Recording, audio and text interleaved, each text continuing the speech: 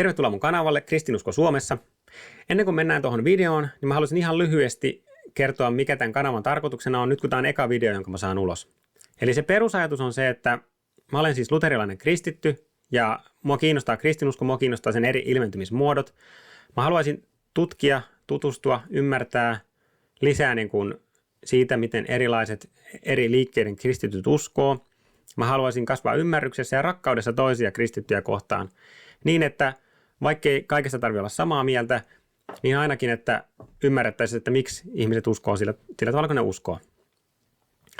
Mä haluaisin tietysti toteuttaa tämän kanavan kautta luovuuttani, eli jollain tavalla niin kuin ihan pitää hauskaa ja tehdä kiinnostavia videoita ja niin edespäin. Ja sitten tietysti kaiken pohjana ja ikään kuin tärkeimpänä asiana on se, että mä toivoisin, että tätä kautta tällä kanavalla puhuttaisiin uskon asioista. Täällä kuuluisi evankeliumi. Jos ihmiset kiinnostuu kristinuskosta, niin ne voisi ehkä etsiä uskon yhteyttä tai seurakuntia tai muuta. Niin, että jos tämä haastattelu on kiinnostavaa ja kiinnostutte vaikka Espoon kotikirkosta, niin toivon, että voisitte mennä sinne katsomaan ihan paikan päälle, että minkälainen seurakunta se on. Ja toki voitte myös netistä käydä katsomassa. Heillä on YouTube-kanava, heillä on nettisivut, sieltä löytyy kaikenlaista kiinnostavaa, sieltä löytyy saarnoja, tietoja heistä ja niin edespäin.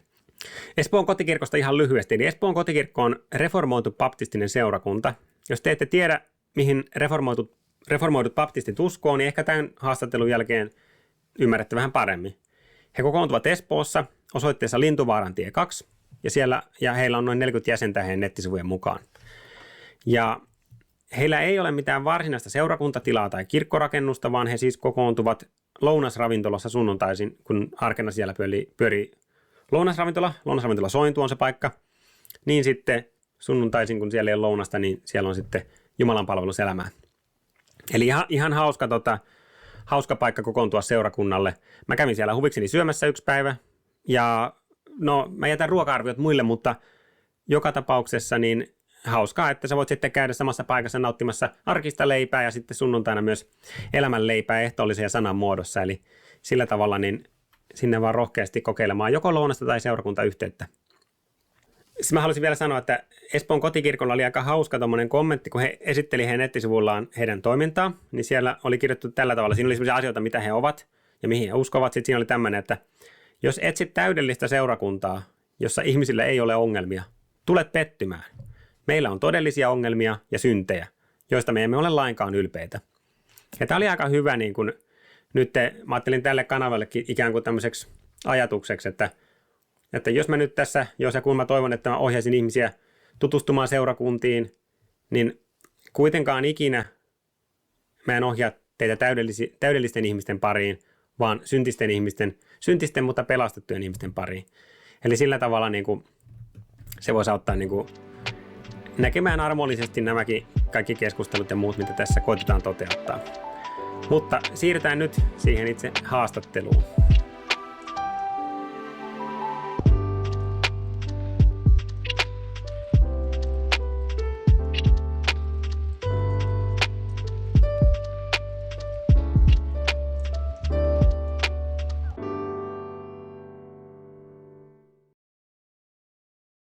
Kiitos, että suostuit haastatteluun, Tommi Matikka.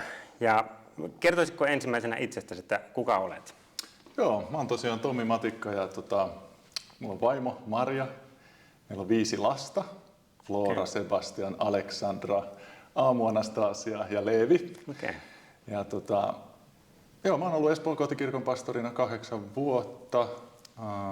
Mulla on vähän erilaista taustaa. Mulla on filosofian opintoja, teologian opintoja ja sitten kuvataiteen tutkinto myös. Että kun pitkä matka tultu niin kuin sieltä ja pitkään on opiskellut ja pastorina tosiaan sitten jonkun aikaa toiminut ja kohta täytän 40. No niin.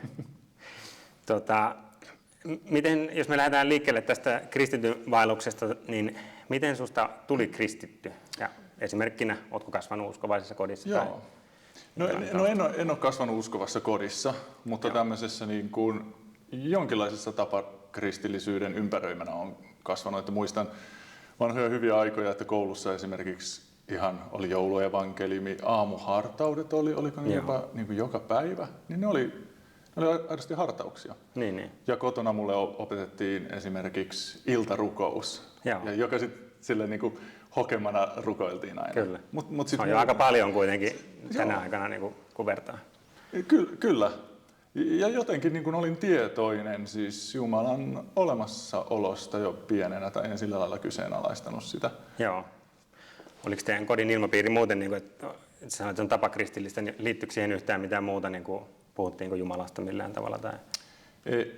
Ei kyllä, että ei sellaista niin kuin evankeliumin ymmärrystä mulla ei sitten kuitenkaan ollut. Muuten kuin että Jeesus on tullut niin kuin maan päälle ja tehnyt jotain asioita, mutta se mikä hänen sanomansa oli, niin ei niin kuin ollut, että on sillä lailla rikkinäisestä kodista, että avioerokodista, ja se on varmasti osittain vaikuttanut moneen asiaan ja semmoiseen.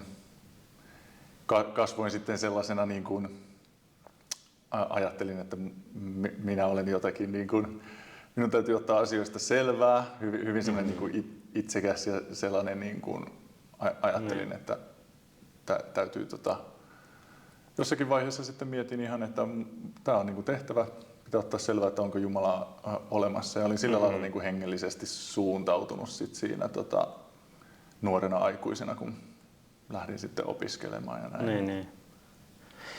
Millä tavalla sä päädyit kristityksi sitten? Joo, semmoisen henkilökohtaisen ahdistuksen kautta. Mä olin tosiaan sitten jossain vaiheessa ajatellut, pääsin taidekouluun opiskelemaan ja ajatellut, että taide on niinku se suuri juttu. Siinä on jotakin itseäni suurempaa ja mä ikään kuin uhraan itseni niinku taiteelle ja että mä oon jotakin erityistä. Ja mä luulen, että mä niinku ajattelin olevani jotakin. Mä olin vähän yksinäinen ihminen, en ehkä ihan sopinut niinku peruspoikaporukoihin ja muihin. Mutta sitten taidekouluun pääsy oli niin kuin se iso täyttymys, että okei, tätä mun täytyy tehdä. Jotenkin siinä oli aina se semmoinen hengellinen vipa, että tämä ei ole vaan niin kuin kivojen asioiden tekemistä, vaan tämä on niin kuin seikkailua jonkun suuremman etsimistä. Ja sitten mä vähän tämmöistä zen-buddhalaisuutta ja muuta tällaista kolusin pikkasen läpi. En onneksi liian syvälle mennyt, mutta esimerkiksi sitten kannabiksen käyttö kuului siihen seikkailuun. Eli se ei ollut mulle pelkästään tämmöistä niin kuin viihteellistä, vaan se oli jonkun syvemmän etsimistä. Että se on jännä, että ajattelin tavallaan, että se jotenkin musta itsestäni löytyy tämmöinen niin kuin syvempi jumalallinen todellisuus. Ja lopulta se sitten johti niin kuin syvään ahdistukseen.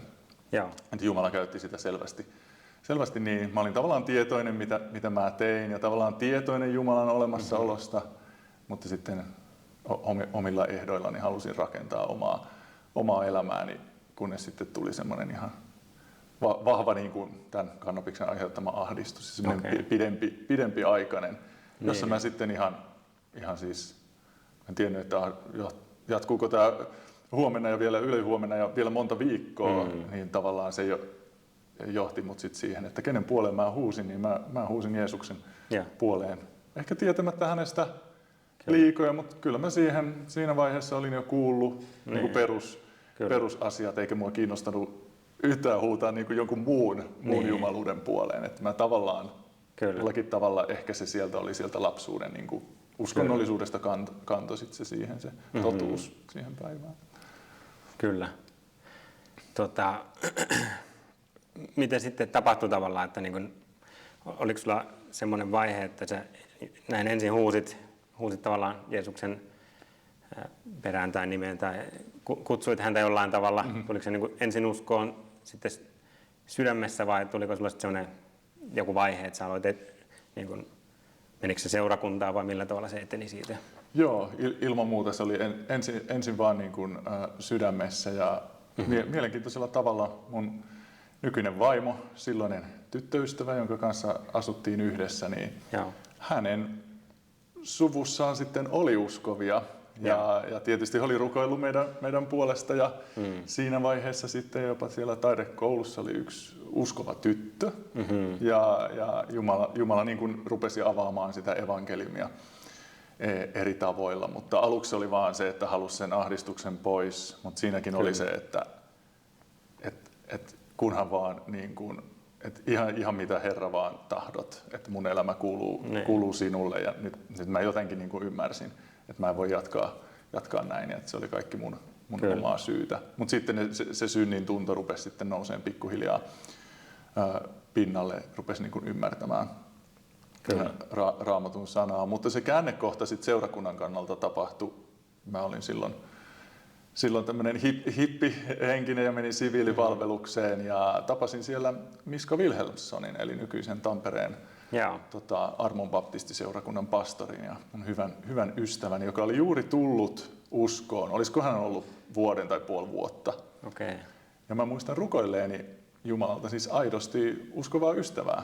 Kyllä. Ja mä olin unohtanut sen, mutta sitten mä muistin sen siinä vaiheessa, kun se Sivarissa tavattiin, että ei ole totta, että Jumala on rukouksiin vastaava Jumala. Ja Miskahan, ne jotka hänet tuntee, niin hänellähän on kyky selittää sanaa. Ja tietysti hän oli saanut paljon sitten netin kautta ihan tätä reformoitua teologian opetusta, josta ei silloin tunnettu paljon Suomessa. Ja meillä oli sitten semmoinen suhde, että mä kysyin hirveästi kysymyksiä. Esimerkiksi helvetin olemassaolo oli mulle vielä silloin niin kuin tosi iso juttu silloin Sivarissa. Että mä oon miettinyt, että kuinka niin kuin paljon mulla on ollut ymmärrystä, mutta mahdollisesti on ollut aidosti uskossa, mutta painin sen kanssa. Ja Miska selitti monet asiat ja siitä sitten tällaisen urbaani unelma yhteiskristillisen tapahtuman kautta Helsingin jäähallista koukattiin Marian kanssa.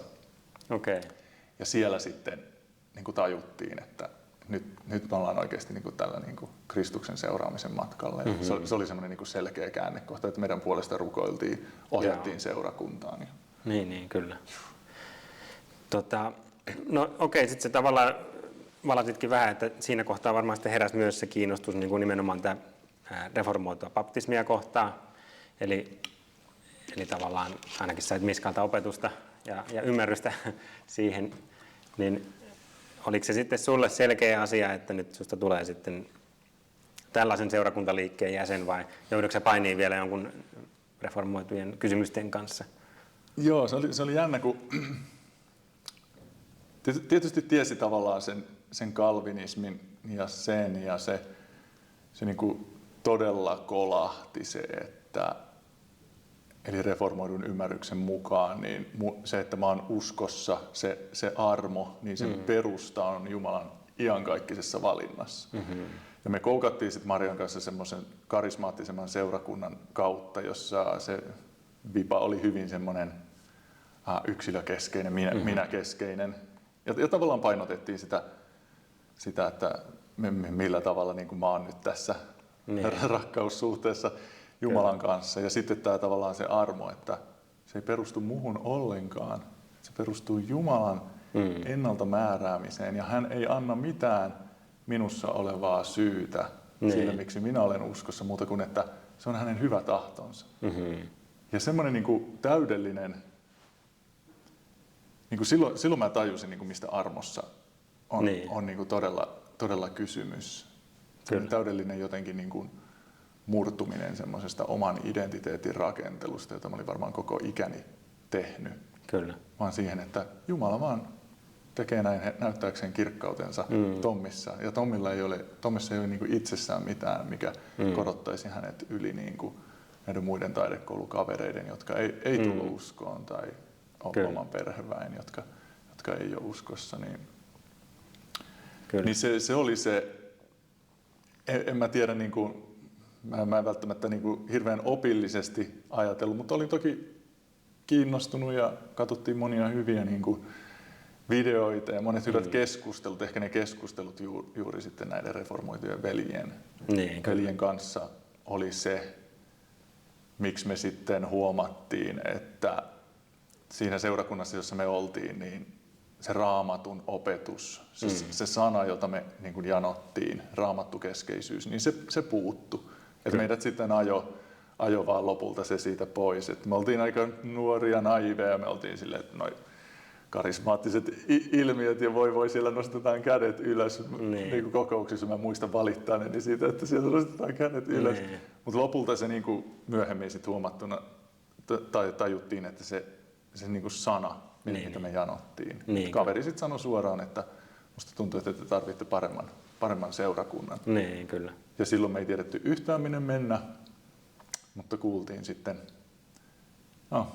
ystävän kautta sekin, että tämmöinen Mikko Sivonen on tullut juuri tällaista seurakuntaa, kuin mitä me oltiin sit saatu sitä opetusta niin kuin Miska ja Netin kautta. Niin juuri tällaista Raamattuun ja Jumalan suvereeniuteen ja hänen niin kuin armoonsa kirkkauteen perustuvaa niin kuin seurakuntaistutusta tekemään. Ja me oltiin siellä varmaan toisessa sunnuntai-kokoontumisessa sitten, mitä heillä oli julkisesti tuossa Leppävaaran, tuossa Perkkaan tämmöisessä asukaspuistossa, ihan tässä lähellä. Okei, niin.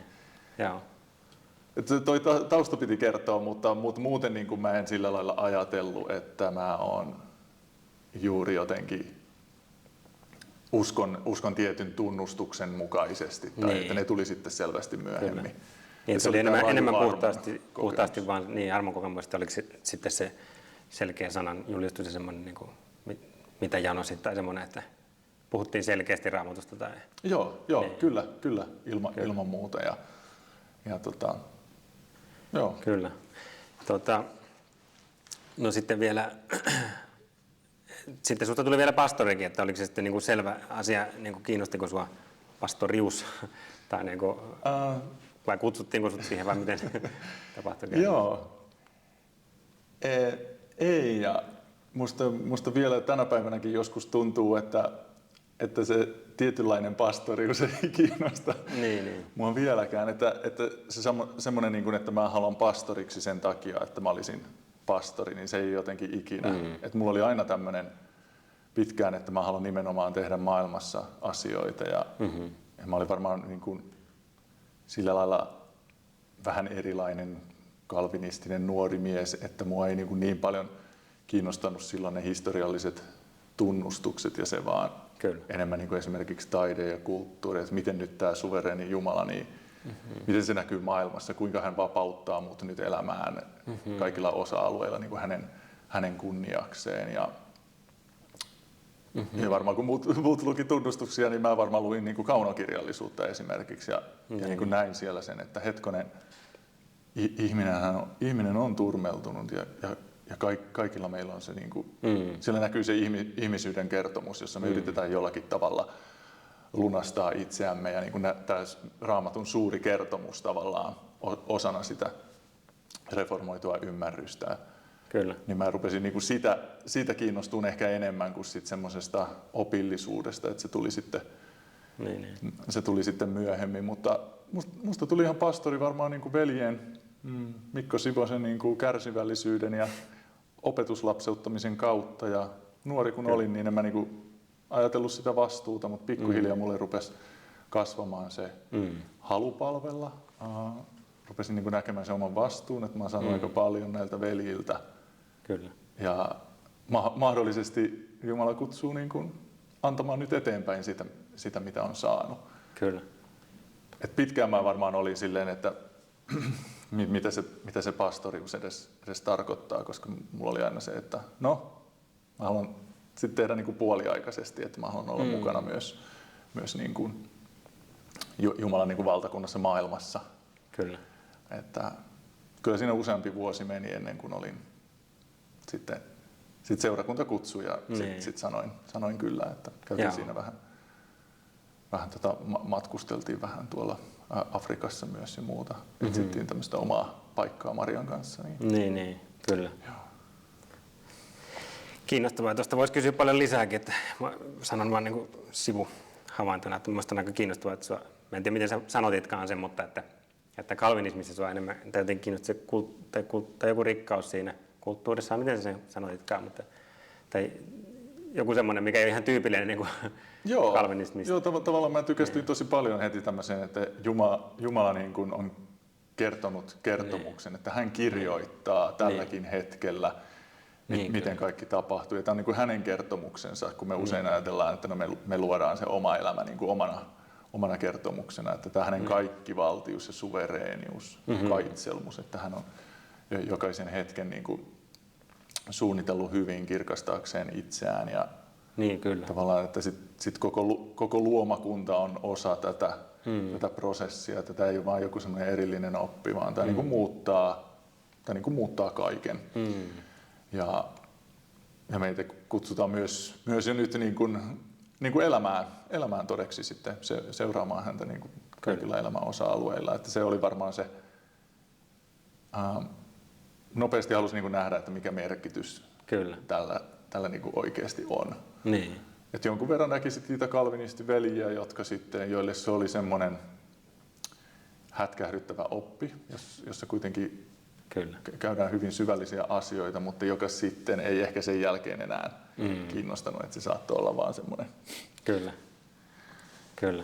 jonkinlainen niin kuin vaihe sitten toisilla. Että. Kyllä.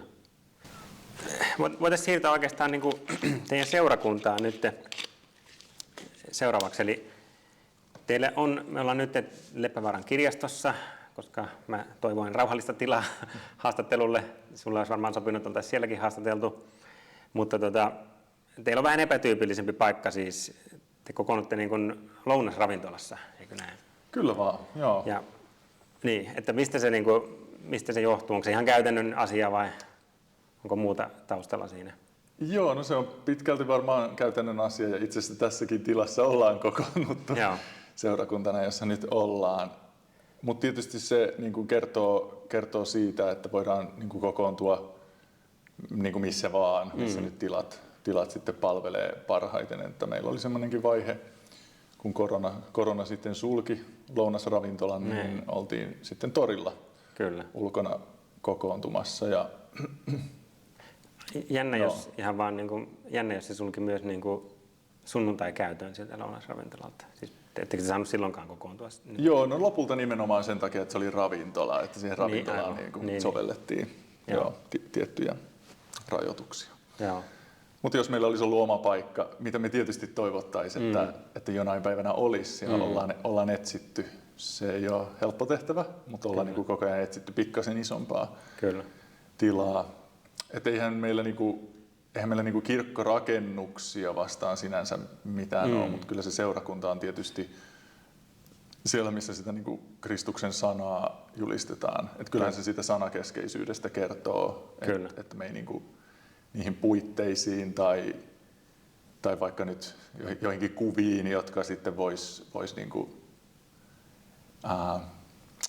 vähän niin kuin harhauttaa meitä siinä Jumalan palveluksessa ja siinä ylistyksessä. Että kyllä se ihmiset on sitten tavallaan, jos on se sana ja sitten ne ihmiset, jos se sana tekee työtä, niin ne on ne mielenkiintoiset, ne on ne kuvat, joihin meidän itse asiassa pitäisi kääntyä katsomaan heidän niin kuin, miten Kristus näkyy heissä, että sitä kautta niin reformoitua niin kuin Jumalan palvelusta voi kritisoida tämmöiseksi niin kuin, riisutuksi, mutta sitä kautta tavallaan just se, että kun meidän silmät avautuukin sille, että itse asiassa jokainen seurakunta on valtavan moninainen, koska ne ihmiset ja se työ, jota Herra tekee heissä, niin se on niin kuin valtavan rikasta ja moninaista. Kyllä. Ja siellä on niin kuin se seurakunta. Ja sitten tietysti missä Kristuksen asetuksia tai sakramentteja on, eli meillä sitten kaste ja ehtoollinen. Niin siellä se seurakunta on niin kuin sitten kokoontunut. Kyllä. Joo, ja varmasti niin kuin tulee mieleen tällä luterilaisesta perspektiivistä, että varmasti moni luterilainen kokoontuu justiinsa jossain muussa kuin kirkkotilassa, että en itsekään ajattele, että se on niin kuin joku tämmöinen pakollinen tai joku semmoinen. Ne on enemmän niin kuin, sitten niin kuin Jumalan kunniaksi rakennettu tietyllä tavalla kauniisti, mutta että. Kyllä. No minkälainen sitten on teidän Jumalan palvelus? Eli tavallaan tuossa jo mainitsitkin oikeastaan olennaisimmat varmaan siinä, puhuit aikaisemmin sanan saarnaamisesta ja sitten ehtoollisesta ja kasteesta ja näin, mutta no kaste nyt tietysti on harvinaisempi varmaan tapahtuma teilläkin tietysti, mutta niin kuin, että tämmöinen tyypillinen teidän Jumalan palvelus, minkälainen se on jos nyt vaikka joku kiinnostus ja haluaa vähän tällä tietää tai ymmärtää. Joo, että se sanakeskeisyys on ilman muuta se, että kyllä se varmasti mikä huomataan, niin meillä saattaa olla tunnin mittaiset saarnat. Toki se ei ole niin kuin mikään tavoite eikä näin, että lapsille on sitten pyhäkoulu samaan aikaan, mutta vanhemmat lapset niin saattaa hyvinkin istua sen ajan ja pyritään siihen, että se saarna palvelee kaikkia ja aidosti niin kuin avataan niin kuin, ja ohjeistetaan sanan pohjalta kristittyjä. Mutta muuten mainitsin tuon niin kertomuksen tai tuon narratiivin tavallaan, niin siinä käydään myös se pelastuskertomus ihan, että millainen Jumala on, että on tämmöinen kutsu ylistykseen, pyritään niin kuin avaamaan, että ihminen kääntyy niin kuin hämmästelemään Jumalaa, koska kaikki tulee tietysti erilaisista taustoista ja voi olla ihan mitä tahansa ja päässä pyöriä koko ajan, että voi kun ne pyykit on vieläkin ottamatta pois sieltä koneesta tai jotain. Mutta sitten sen jälkeen mennään synnin tunnustukseen, eli kerrotaan millainen on ihminen, eli tuodaan esille lankeemus ja aidosti tunnustetaan synnit ja lauletaan usein myös synnin tunnustuslauluja.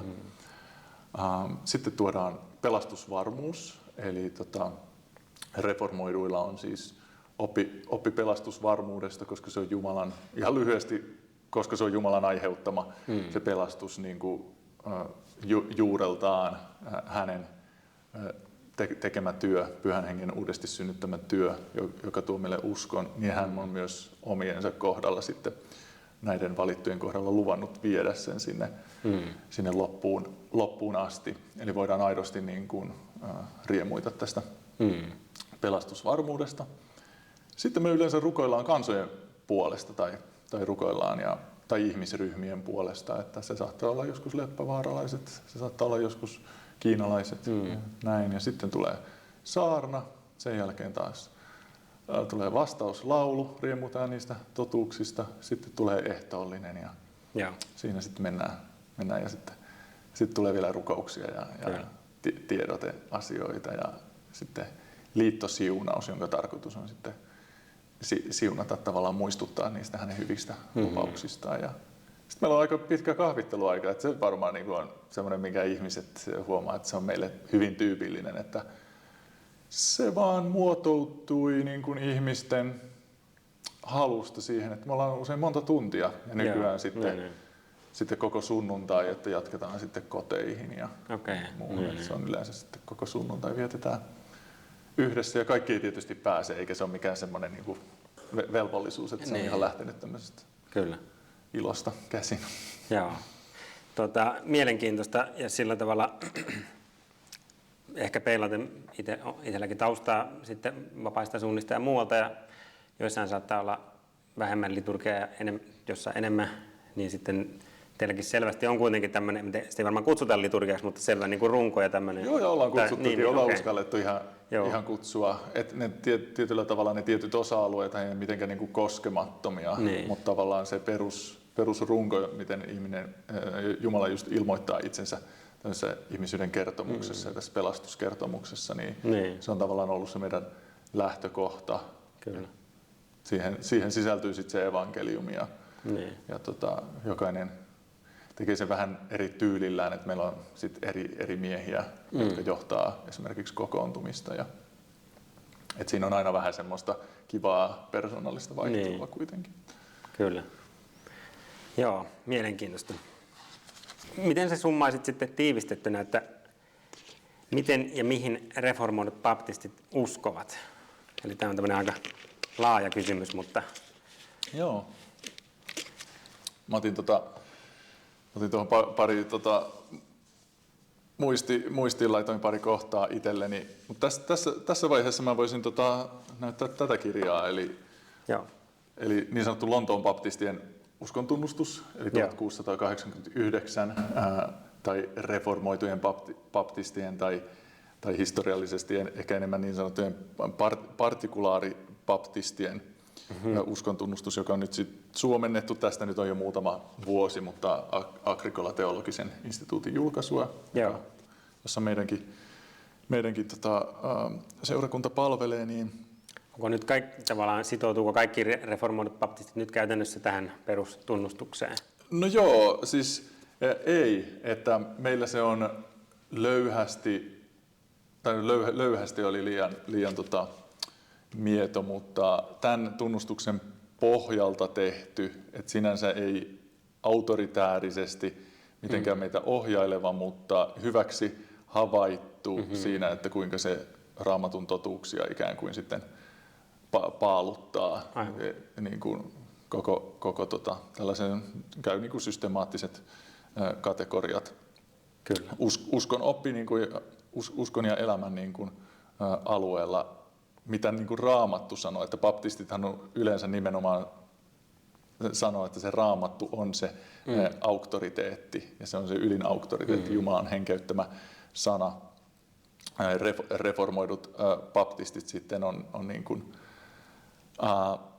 meidän yhdyskunta, Suomen reformoitujen baptistiseurakuntien yhdyskunta, niin on sitten tehnyt uskontunnustuksensa tämän pohjalta. Joo.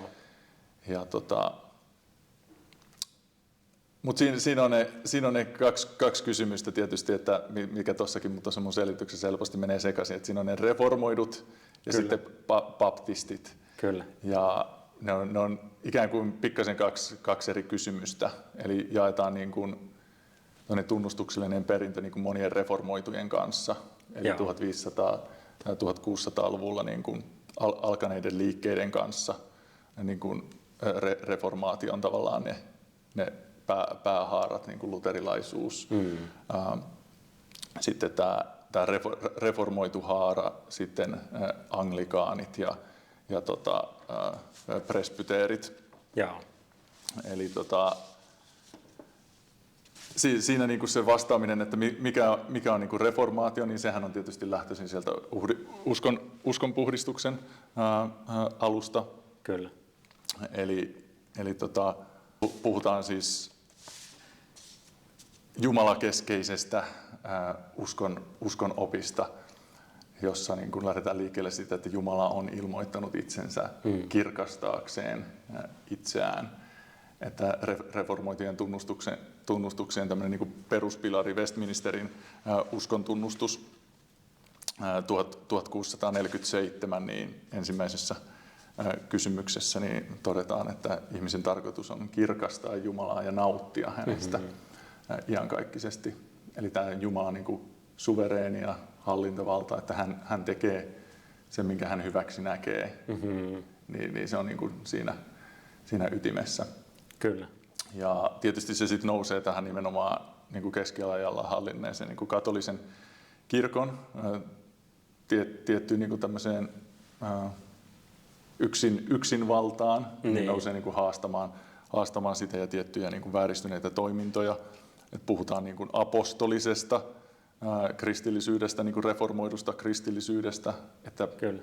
palattiin niin kuin renessanssi 1400 lähtien tavallaan tulee se ajatus tämmöisestä niin kuin lähteille menemisestä. Että rupeaa kiinnostamaan se ihmisyyden kertomus ja sitten ruvetaan lukemaan niin kuin alkukielillä, ruvetaan lukemaan niin kuin kreikaksi ja hebreaksi sitten, kuinka se vaikuttaa sitten kristittyihinkin se 1500-luvulta lähtien, että Kyllä. palataan sinne apostoliseen uskoon.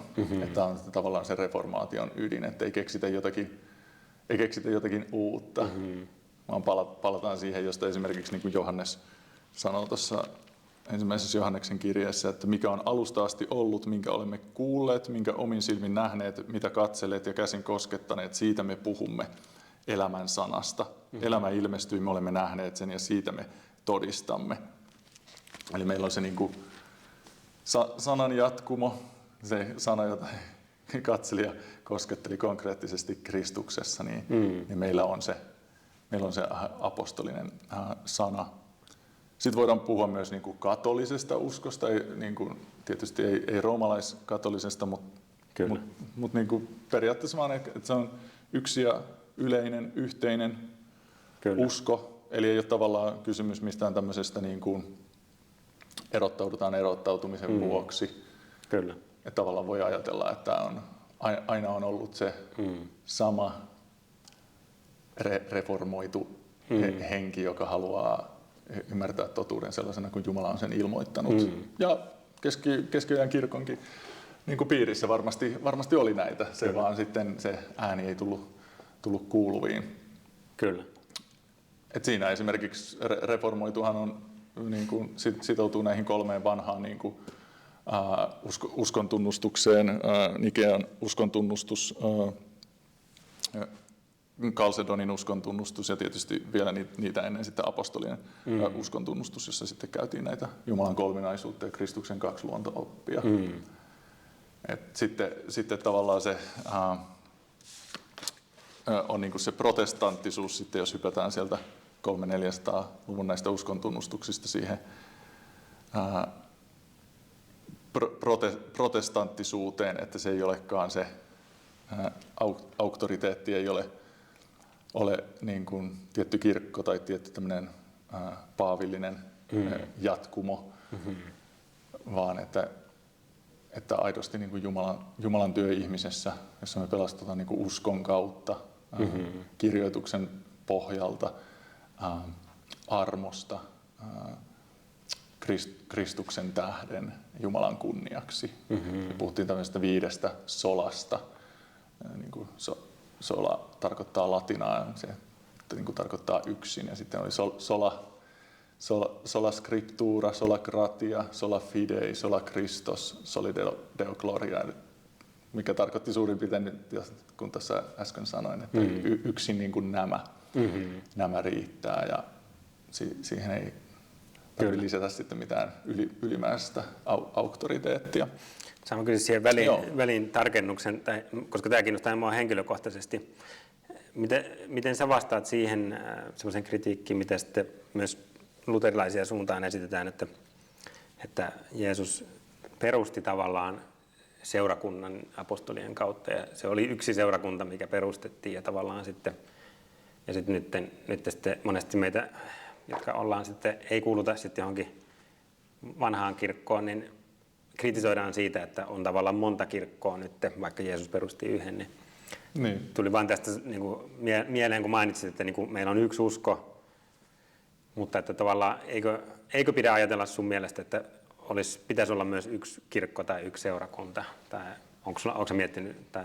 Niin, tavallaan se tulee sitten siihen, että saavutetaanko se ikään kuin ulkoapäin lyömällä tietyt rajat lukkoon ja estämällä sitten toisin ajattelijoita niin kuin kuulumasta siihen, että onko se tämmöinen niin kuin keinotekoinen rajaus vai tuleeko se rajaus siitä, että itse asiassa meillä on kyky ymmärtää Raamattua, mitä se sanoo. Jokainen seurakunta, joka pitäytyy Raamatussa, niin ikään kuin pystyy niin kuin korjaamaan itse itseään, että jos se on se Raamattuun niin kuin pitäytyminen on niin kuin osa sitä, niin sitten ne seurakunnat näyttää pikkasen erilaisilta ja ne voi keskustella siitä, mikä on niin kuin niissä eroavaa, mutta sieltä löytyy ne kaikki perusydinasiat, niin kuin kolminaisuusoppi, Kristus, hänen niin kuin sovitustyönsä. Ja sitten jää niitä seurakuntia, jotka on jollakin tavalla pikkasen häilyvästi siinä rajalla, jotka sitten perinteisesti niin kuin, se on haastavampaa sitten sanoa, että missä tarkalleen se menee se raja, mutta tietysti protestanttisuudessa tavallaan se perusajatus on se, että ei ole mitään semmoista niin kuin harha-askelta, jota ei sitten voisi ikään kuin korjata, että ne tunnustuksetkaan ei ole mitenkään autoratiivisia sitten Raamatun yli.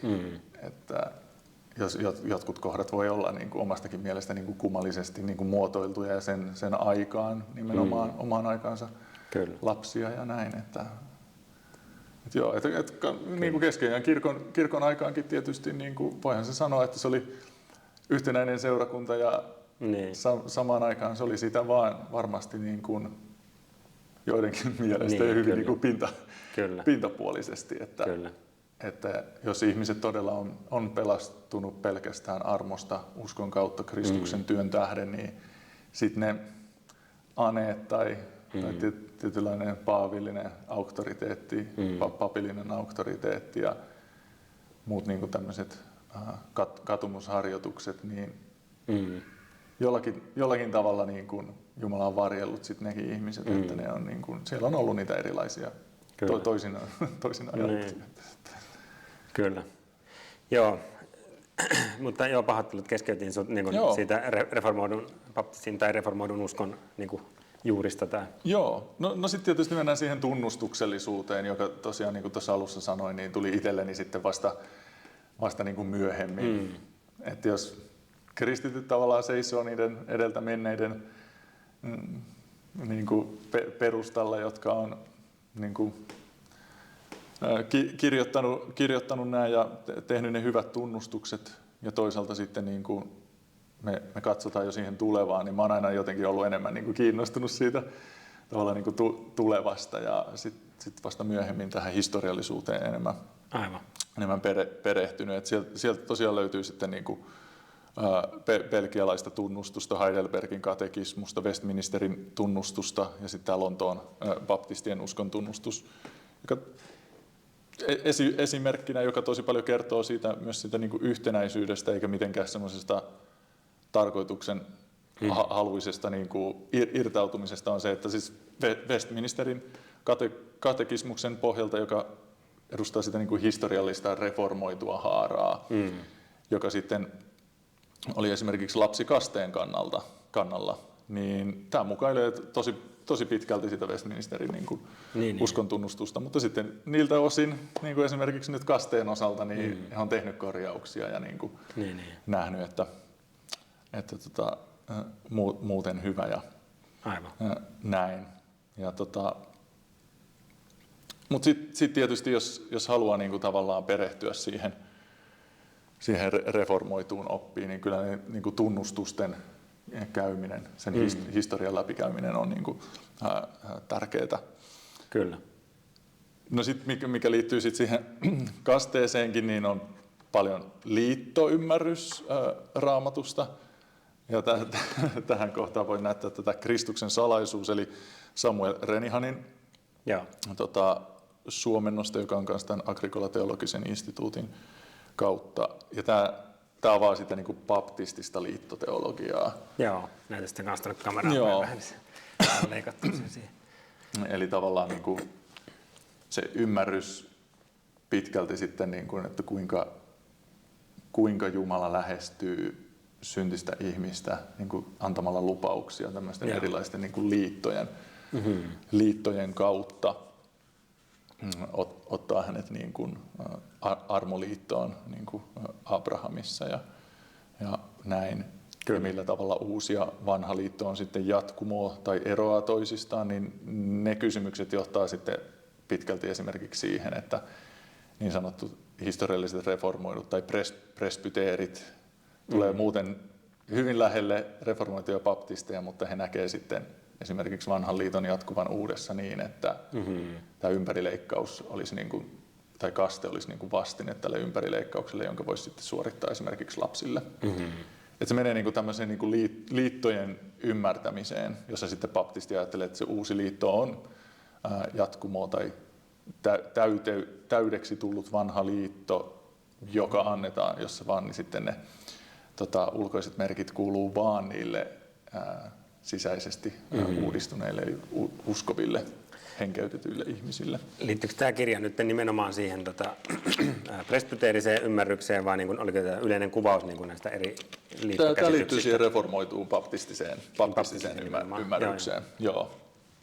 Että näin niin kuin laajasta tavallaan paketista on kysymys. No sitten tämä, mistä reformoitu teologia yleisesti tunnetaan, eli tämä kalvinismi 5 pistettä tai tulip, eli joka tulee niistä englannin kielen sanoista, tämä akronyymi, niin tämä on sitten tämä tulip ensinnäkin, niin tämä 5 kohdan tämmöinen tulip-akronyymi, niin se on paljon myöhempää perua. Joo. Ja sitten Calvin itsekään, siis ranskalaistaustainen reformaattori siellä Genevessä, niin uskonpuhdistuksen aikaan, niin hän ei itsekään mitenkään niin kuin tiivistänyt tähän 5 pisteeseen sitä. Mutta tämä on semmoinen populaari, tämä on se semmoinen ensimmäinen tapa, jolla ihminen niin kuin sujahtaa, koska ne on niin inhimillisesti ajateltuna radikaaleja oppeja, niin jumalakeskeisiä ja niin kuin riisuu ihmisen kaikesta semmoisesta omasta yrityksestä tulla Jumalan luo. Ja nämä viisi pistettä on siis nämä täydellinen turmelus, ehdoton armovalinta, vaikuttava sovitus, vastustamaton armo ja pyhien kestävyys. Mm-hmm. Ja näistä voisi tietysti puhua enemmänkin. Mutta kaikki lähtee siitä, niin kun, että ihminen on niin kun aidosti kuollut synneissään ja hänellä ei ole niin kun vapaata tahtoa siihen nähden, että miten hän voi niin kun Jumalaa miellyttää tai että hän voisi jollakin tavalla lähestyä Jumalaa, jos hän on kuollut suhteessa häneen. No sitten tämä ehdoton armovalinta puhuu siitä, kuinka hän, niin kuin Jumala on tosiaan edeltä käsin valinnut, nähnyt ennen maailman perustamista hyväksi niin kuin valita meidät Kristuksessa, kun Efesolaiskirjan luku 1 yhdessä sitten selitetään ja avataan sitä hienosti. Tämä sitten liittyy myös niihin liittoihin, että mainitsin tuossa aiemmin vain sen armon liiton, mutta myös reformoidussa ymmärryksessä vahvasti on se tämmöinen niin kuin, lunastuksen liitto. Eli isä ja poika ennen niin kuin maailman perustamista niin teki liiton, jossa poika siis lupautui täyttämään täysin isän tahdon ja isä antoi tietyt ihmiset pojalle lunastaakseen. Eli tämä on niinku, ja tietysti niinku kaikki niinku ajatellaan, että perustuu Raamattuun, mutta tämä on hyvin erilainen ajatus kuin se semmoinen tietynlainen, mitä sanoo siinä nyt Suomen kontekstissa käyttänyt, mutta tämmöinen vapaakirkollinen ajatus, että sä ikään kuin itse tuut niin kuin Jumala-suhteeseen ja sä tavallaan elät siinä niin kuin hyvin semmoisesta niin kuin omista lähtökohdista käsin. Vaikka Jumala on se aktiivinen toimija ja me ollaan itse asiassa niitä, jotka luonnostamme sitten juoksee niin kuin hänestä poispäin. Kyllä. Ja tässä näkyy se, niin kuin se mistä sanoinkin, se semmoinen vahva Jumala-keskeisyys. Kyllä. Tuossa niin kuin, tulee mieleen justiinsa, tai niin kuin, että varmaan luterilainen ymmärrys ei niin kuin ole hirveän kaukana siitä siis sillä, että varmasti se sanotettaisiin eri tavalla, varmasti on erimielisyyksiä, mutta se perusajatus kuitenkin niin kuin tulee siellä meilläkin läpi, että ihminen ei voi itsensä mitenkään pelastaa, joten silloinhan niin kuin jäljelle jää se, että Jumalan täytyy olla se, joka ihmiset pelastaa. Ja miten nämä kaikki muut niin kuin valinnat ja muut niin kuin selitetään, niin varmasti niin kuin siinä tulee ne erot ja ymmärryserot, mutta niin kuin tavallaan ei varmaan niin kuin ihan hirveän vaikea niin kuin kuitenkaan luterilaisen niin kuin, tavallaan niin kuin ainakin kuulla tai ajatella, että samansuuntaistahan se on. Joo, kyllä. Ja, juuri näin, että niin sitten se ajatus tuossa vaikuttavassa sovituksessa on siis se, että hän niin kuin todella niiden omiensa puolesta niin kuin antaa henkensä ja niiden seurakuntalaisten, että se ei ole tämmöinen niin kuin jotenkin yleinen kuolema kaikkien puolesta, vaan hän todella niin kuin tekee sen heidän puolestaan, jotka isä niin kuin antoi hänelle iankaikkisuudessa. Tämmöinen ajatus, että Kristuksen verestä ei niin kuin pisarakaan mene hukkaan. Ja nämä ihmiset sitten aidosti tulee uskoon, ja sehän ei tietenkään tarkoita, että he olisivat robotteja, vaan heidän tahtonsa aidosti muuttuu. Ja sitten he haluavat Jumalaa, ja he huomaavat uskovansa aidosti, ja he niin kuin, Jumala ei ikään kuin ohita ihmisen tahtoa, vaan hän muuttaa sen täysin. Ja se tavallaan niin kuin on valtava semmoinen niin kuin siunaus, jos miettii esimerkiksi evankeliointia tai ylipäänsä, että kuinka kukaan voi tulla aidosti uskoon. Kyllä.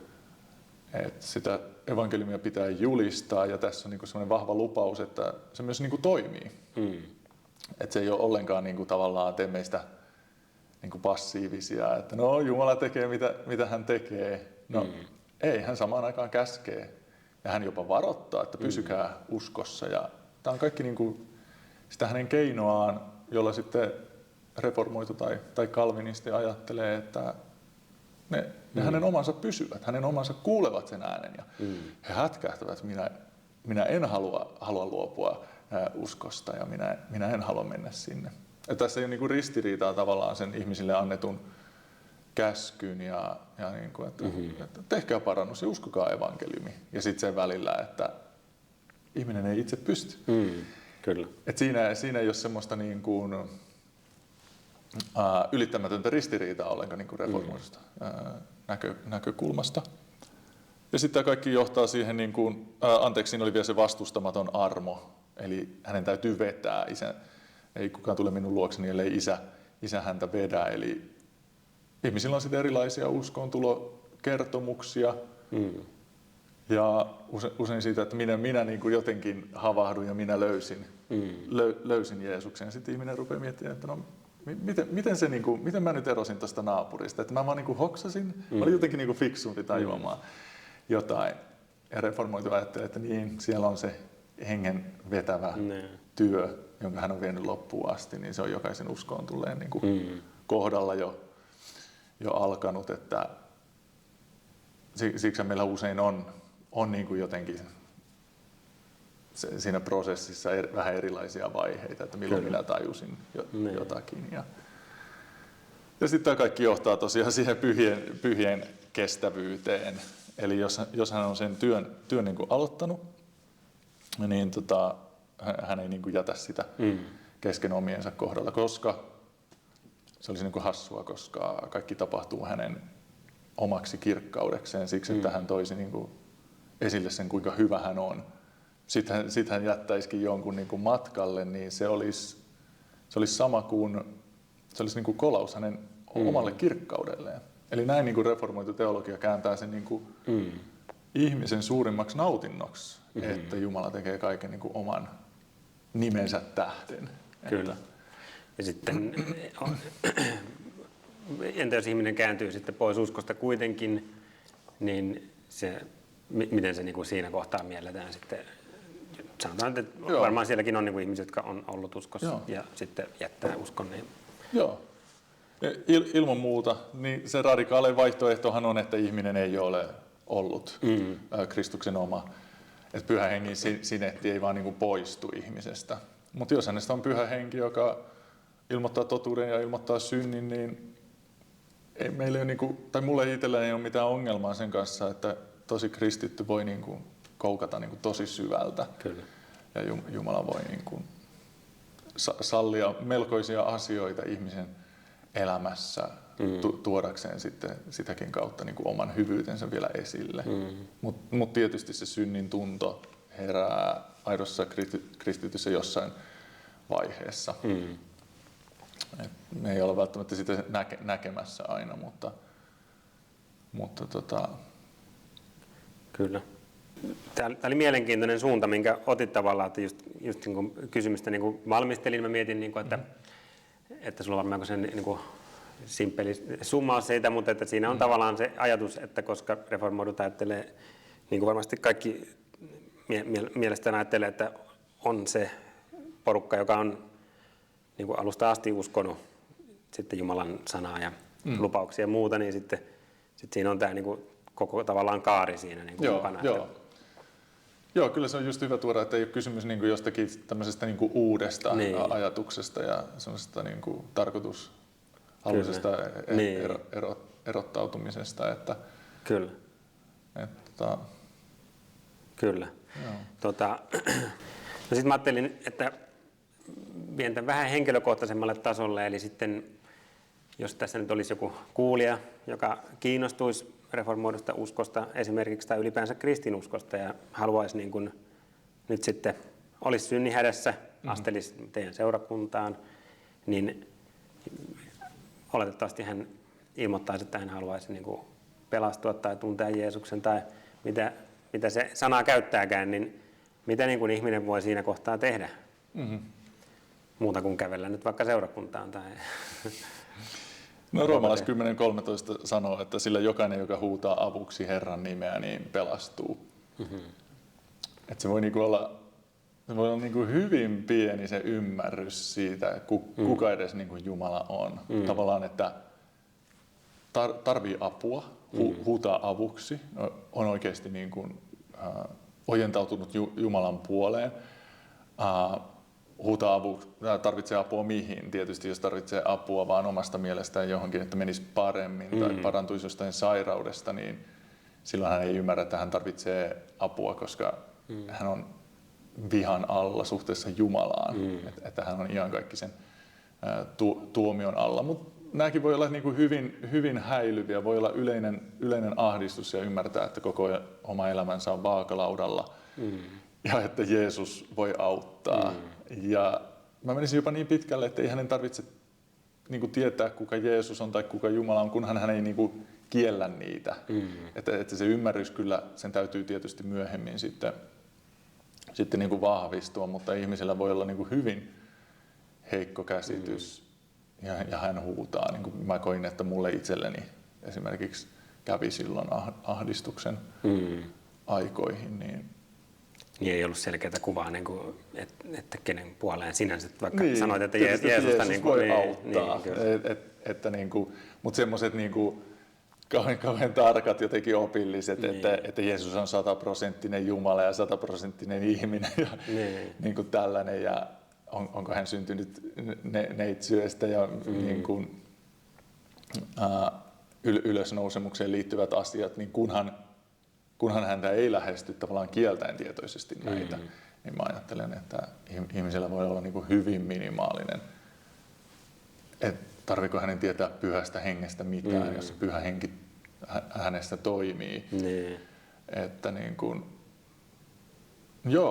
että huuda Herran puoleen, niin sinä pelastut. Että tietysti sitten tehkää niin kuin parannus ja uskokaa evankeliumi, on se sitten ehkä vähän syvempi tapa ilmaista se, eli tee parannus, eli niin mielenmuutos alkukielessä tämä metanoia, jossa niin kuin ihminen alkaa näkemään itsensä sellaisena kuin Jumala ilmoittaa itsensä. Se alkaa näkemään Jumalan sellaisena kuin Jumala ilmoittaa itsensä. Ja tästä sitten syntyy hänelle se ristiriita, että voi ei mitä minä teen. Ja sitten kun hän kääntyy katselemaan Kristusta, niin hän haluaa katua näitä syntejä. Hän haluaa niin kuin pyytää niitä anteeksi ja kääntyä uskossa Jeesuksen puoleen. Että silloin tapahtui niin kuin vallanvaihdos ihmisen elämässä. Ja moni varmaan kuvailisi tätä sitten hyvin erilaisilla tavoilla, että miltä se tuntui ja miltä se niin kuin näytti. Että joku sanoi sitten, että luovutin elämäni Jeesukselle tai että Jeesus tuli asumaan sydämeen, niin mikä niin kuin on kaikki tällaisia, voi tuntua niin kuin toiset paremmilta muotoilulta, mutta niin kuin ymmärtää, että joku muuta on tapahtunut elämässä. Niin. Kyllä. No sitten, entäs sitten, onko seurakunnalla viesti sitten semmoiselle ihmiselle, että jos nyt tätä vaikka nyt sitten kuuntelisi ihminen, joka on vaan intellektuaalisesti haluaa ymmärtää vaikka asiasta, mutta ei koe olevansa syntinen tai ei sillä tavalla ajattele, että tarvitsee mitään muutosta tehdä, niin onko seurakunnalla joku viesti tällaiselle ihmiselle tai kutsu johonkin? Tai? Joo, no meillä itse asiassa just parhaillaan toivottavasti tuolla jaetaan traktaatteja ja mainoksia tämmöiseen kristinusko tutuksi iltaan, joka on noin kuukauden päästä. Ja siinä taisi olla ihan otsikkona, että kaikille uteliaille, ateisteille ja muuten vaan kiinnostuneille. Että totta kai me niin kuin kutsutaan ja yritetään tavoittaa ihan kaikenlaisia ihmisiä. Ja monella se voi lähteä siitä, että kiinnostaa tietää. Nykyään yhä vähemmän ihmiset tietää, mistä kristinuskossa on kysymys. Mutta tietysti se sama sanoma kaikille on, että ei sinulla tietenkään ole kaikki asiat hyvin, koska sinä olet niin kuin kapinassa maailmankaikkeuden Herraa vastaan, jonka niin kuin Raamattu väittää, että kaikki tietää, niin kuin roomalaiskirja alkaa siitä, että tavallaan kaikki tietää, että Jumala on olemassa. Hän on luonut luomakunnan ja jopa pakanoiden niin kuin omatunto todistaa, meissä oleva omatunto todistaa. Että jokainen ihminen, kun tietää, ehkä joku kuuntelee tätä ja ajattelee, että mistä sen tietää, niin kaikki tietää, että he eivät ole tulleet tyhjästä oman tahtonsa pohjalta, vaan joku on heidät luonut. Maailmankaikkeudessa ei ole synnyttää itse itseään tai syntyä tyhjästä, se olisi niin kuin hassu, looginen mahdottomuus. Tai että, kaikki tietää, että ne asiat, joista toisia syyttää, vaikka että se oli semmoinen valehtelija tai onpa toi ilkeä ihminen, niin meidän omatunto todistaa, että no itse asiassa meillä on ollut ihan samanlaisia ajatuksia, samanlaisia puheita, jopa tekoja. Jos nyt kukaan ei murhannut ketään, niin Jeesus sanoi, että joka vihaa sydämessä veljään, niin on murhaaja. Että heillähän ei sillä lailla ole asiat hyvin, mutta ymmärrän kyllä, että joku voi ajatella, että mulla on niin kuin ihan ok elämä. Kyllä. Mutta Raamatun mukaan he ei ole millään tavalla edes täyttänyt ihmisen tehtävää. He ei ole kirkastanut Jumalaa. He ei ole nauttinut hänestä, niin kuin Westminsterin tunnustus sanoo, että se on ihmisen tehtävä. He on itse keksinyt itselleen tehtävän. Paavali sanoo Ateenassa, että se on niin kuin, että he on niin kuin ihmismielen, luonut niin kuin ihmismielen jumalia. Ja sitten he sanoo, että no, nämä riittää mulle ja saattaa tuntea jopa tietynlaista tyytyväisyyttä siitä, että näin me niin kuin tehdään. Mutta sitten kun sitä verrataan Raamatun niin kuin tehtävään, joka ihmisille on annettu, että rakasta Jumalaa ja lähimmäistä, niin sitten me niin kuin tajutaan, että tämä ei niin kuin ollenkaan kestä lähempää tarkastelua, tämä mun elämä. Kyllä. Joo. Joo, tämä on hyvä summaus. No, mihin sitten sanotaan nyt, että aikaisemmin puhuttiin teidän seurakunnasta ja näin, niin, ja mäkin olen tässä niin kuin antanut ymmärtää, tai niin kuin haluan haastatellakin seurakuntia ja haluan niin kuin antaa ymmärtää, että seurakuntayhteys on tärkeää ja uskovien yhteys on tärkeää, mutta sitten moni kuulija saattaa miettiä esimerkiksi, varmasti itsekin olen joskus ajatellut näin, että ei niin kuin jaksaisi mennä mihinkään seurakuntaan ja mieluummin sitten mielessään hyväksyy uskon asiat, mutta sitten tekee, tai niin kuin, että ei tavallaan vie sitä sen pidemmälle jotenkin, niin mihin sitten seurakuntayhteyttä tarvitaan? Oletko sä tätä, niin kuin, osaatko valottaa? Tai? No mehän mietittiin tätä aika paljon silloin, kun tuli korona ja me kokoonnuttiin siellä torilla ja lähdettiin siitä, että me kokoonnutaan. Me mietittiin aika paljon sitä, että miksei se vaikka etäkokous riitä, vaikka mä sieltä ruudulta näen niin kuin kaverin naama. Kyllä.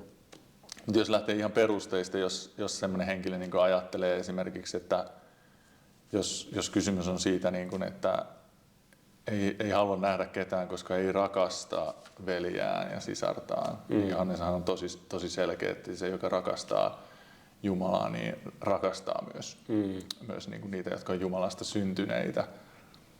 Et tietysti sit siinä on kaksi vaihtoehtoa, että tämmöinen kristitty niin kuin on niin kuin tavallaan siinä suhteessa vielä niin nuori, että hän ei niin kuin ymmärrä sitä. Tai sitten, että hän niin kuin elää ihan kapinassa, että hän sanoo, että mua ei kiinnosta.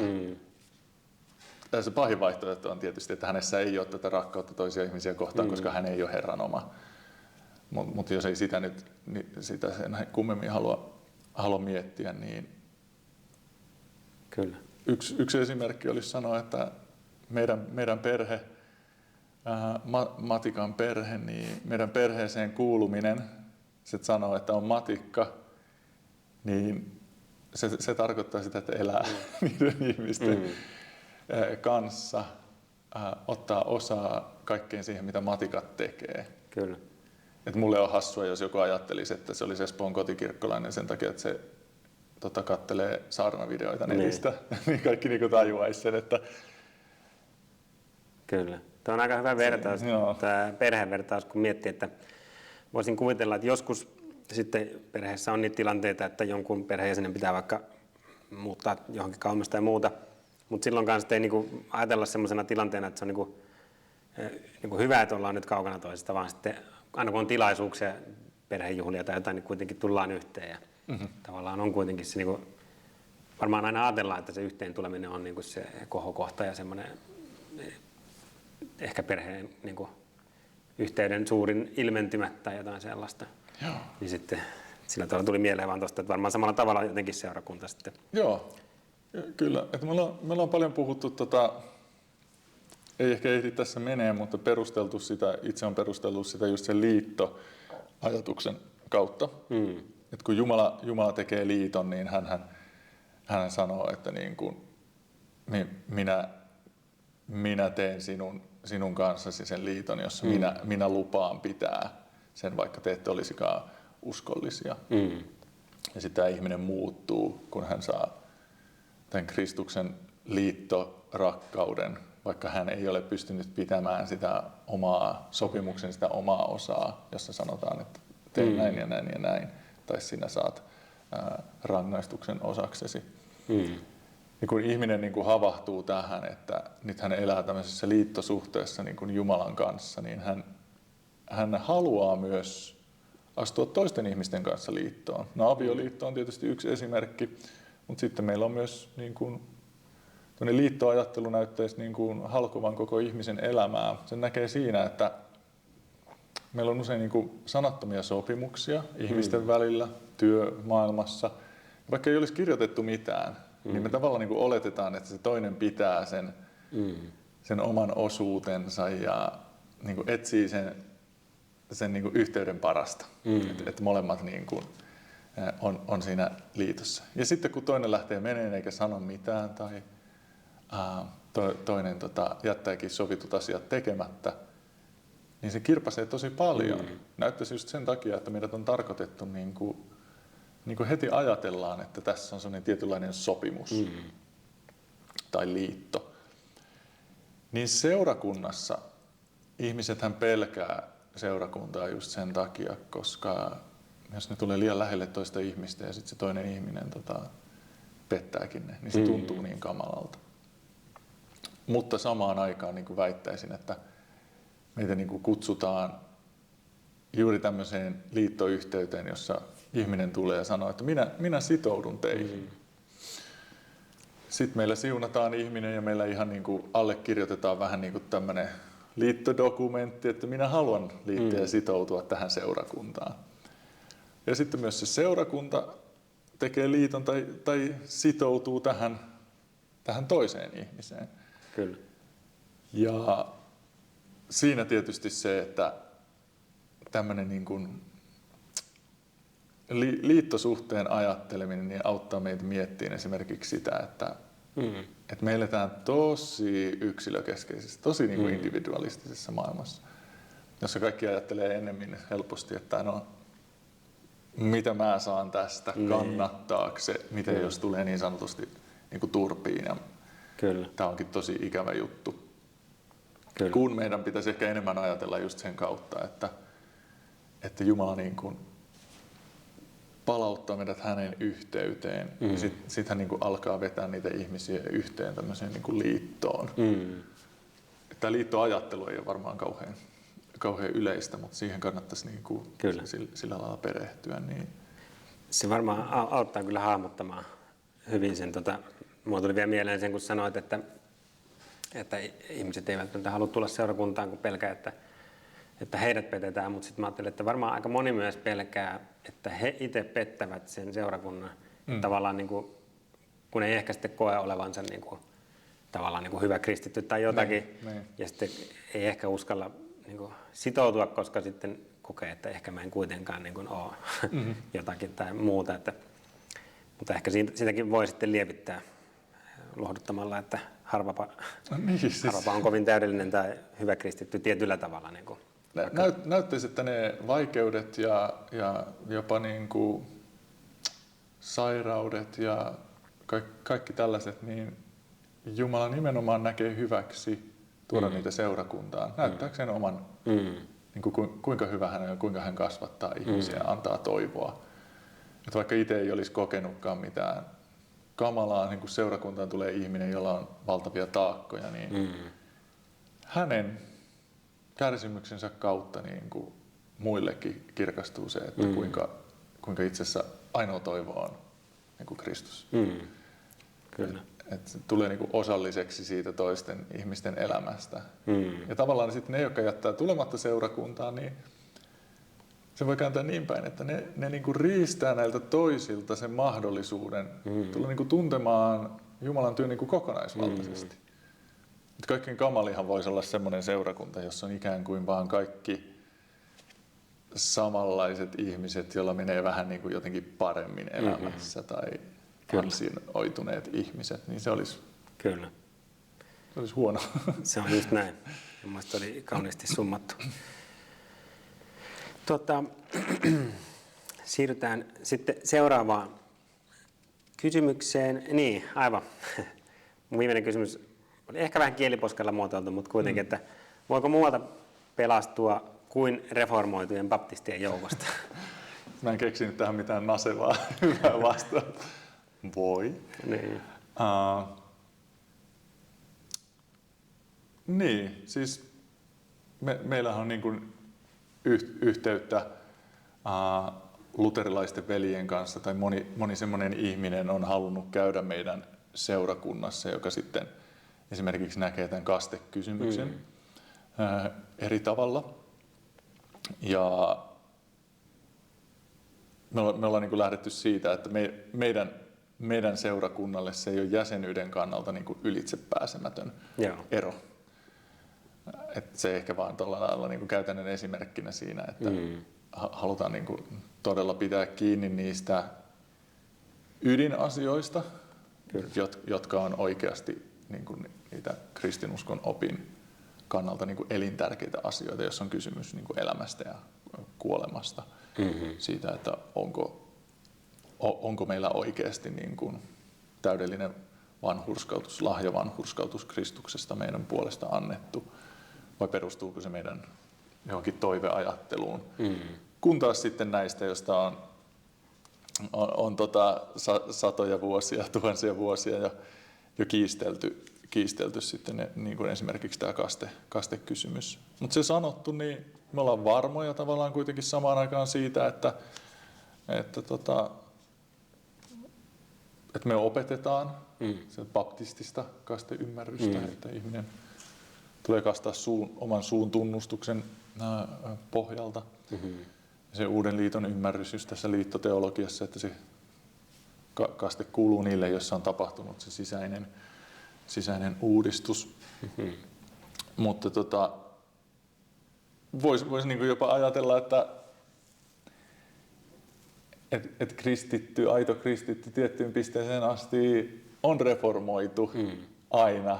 Hän on itse asiassa, vaikka hän voi olla tosi tietämätön ja ymmärtämätön ja meidän niin kuin näkökulmasta jotenkin hyvin semmoinen niin kuin lapsen tasolla omassa vaelluksessaan. Mutta jos hän aidosti niin kuin huutaa Herran puoleen, Kyllä. että Herra voi auttaa, Herra on se, jonka tahto tulee tapahtua, niin silloin hän uskoo niin kuin aidosti suvereeniin, kaikkivaltiaiseen Jumalaan, joka työskentelee tässä maailmassa Kyllä.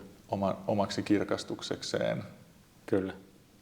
Et voisi niin kuin ajatella näinkin, että onko meillä sitten kauheasti edes eri niin kuin ryhmittymiä siltä pohjalta, että jos me aidosti ollaan Kyllä. Kristuksen kautta niin kuin vanhurskeutettuja. Ja ehkäpä siinä tulee se, kun aikaisemmin kysyin sitä, että millä tavalla niin voi ajatella, että on yksi seurakuntaliike tai yksi kirkko tai muuta, niin ehkäpä se on just näin, että sitten sen muodostaa ne jotka niin kuin todella aidosti uskovat tähän suvereeniin Jumalaan ja sitten vaikka kaikki ymmärrys kohtaiskaan, niin se varmaan sitten kerran taivaassa laitetaan sitten ymmärryspaikoille itse kullakin. Niin mä ajattelen, että nämä viimeiset kysymykset sitten liittyisivät teidän liikkeeseen, että nyt jos joku on sitten kiinnostunut tästä teidän seurakunnasta tai laajemmin reformoiduista baptisteista tai tästä liikkeestä, niin muutama kysymys siitä, eli miten paljon Suomessa on näitä, mä nyt laitoin tähän reformoituja baptistiseurakuntia, mutta se varmaan, niin kuin, en mä tiedä, sä ehkä osaat selittää paremmin.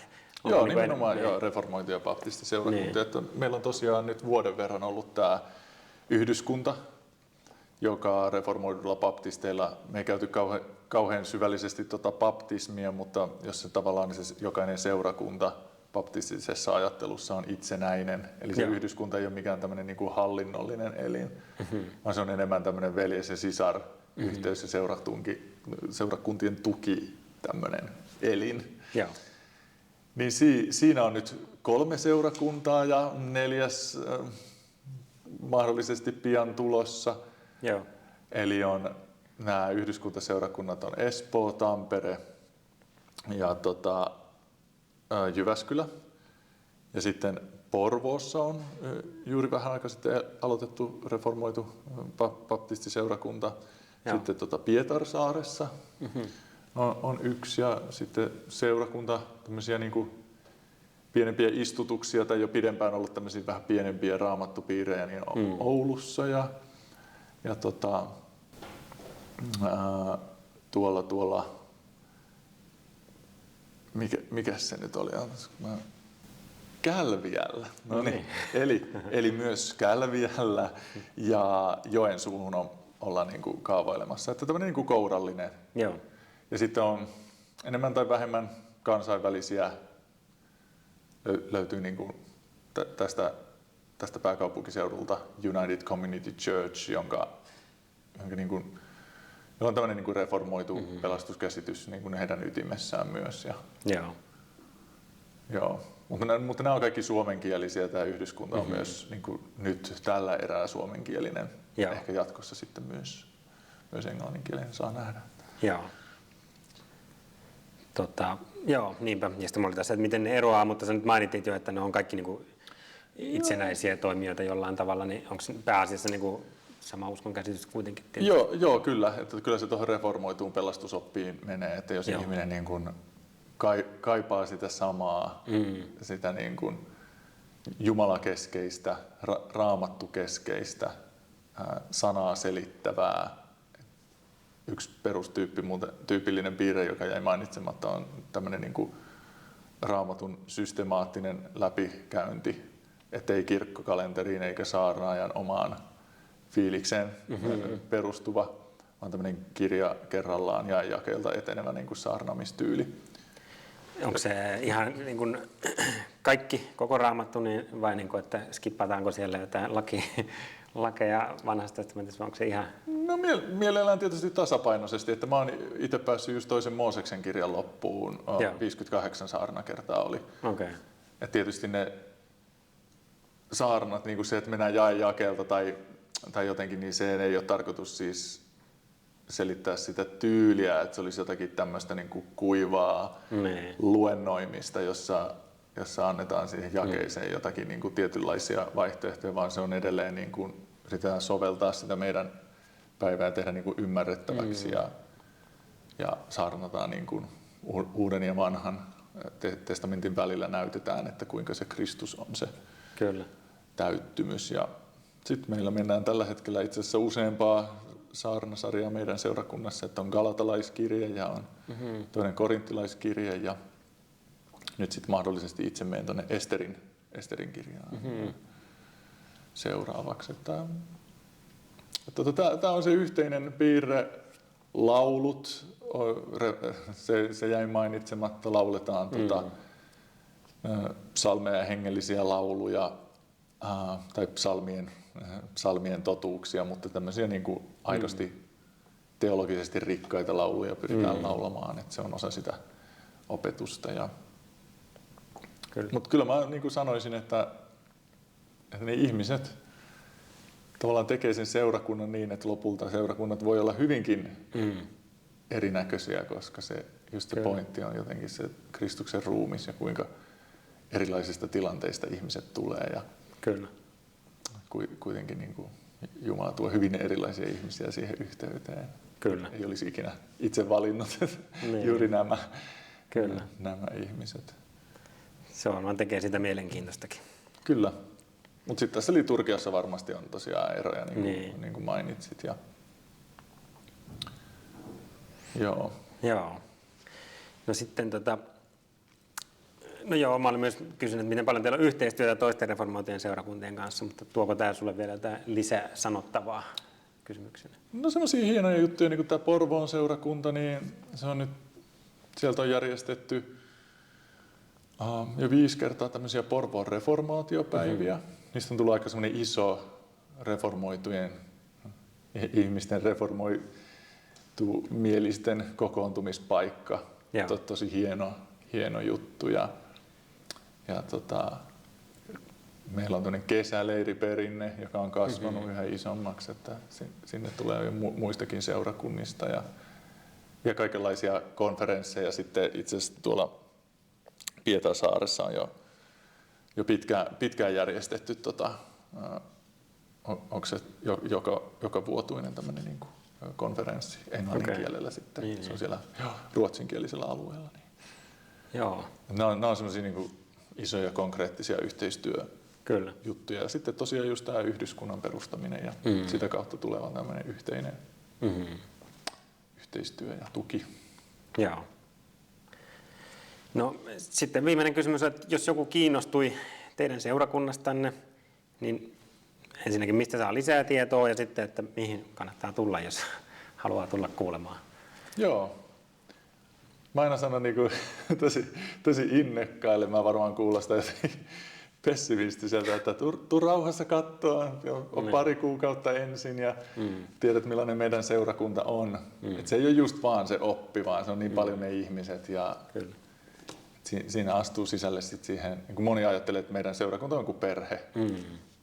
Et ilman muuta, että tuu mukaan, tietysti nettisivut, voi katsoa ne niin kuin perusjutut, mutta ennemmin kehotetaan tulemaan paikan päälle, kun esimerkiksi kuunteleen saarnoja netissä. Niin. Ja mutta moni tulee meidän seurakuntaan ihan myös, mistä mä oon tosi iloinen, tietämättä mitään kalvinismista. Niin. Ja nyt se on ehkä niin kuin taas parin viime vuoden aikana tämän yhdyskunnan myötä ja enemmän niin kuin saanut sitten näkyvyyttä. Mutta me ollaan aina ajateltu edustavamme klassista kristinuskoa, raamattukeskeistä kristinuskoa. Ja moni tietysti kokee siis tänä päivänä, että sitä ei niin paljon saa, sitä raamatun opetusta Suomessa, tai se on hyvin semmoista niin kuin tunnepohjaista. Kyllä. Ja sitten niin kuin yllättyy, että tällaista on olemassa. Ja siihen liittyy semmoinen alkuinnostus usein aina, mutta se niin kuin kannattaa ilman muuta tulla paikan päälle. Joo. Hieno juttu. Kiitokset haastattelusta. Mulla ei ole muita kysymyksiä. Joo, kiitos sulle Leevi. Kiitos.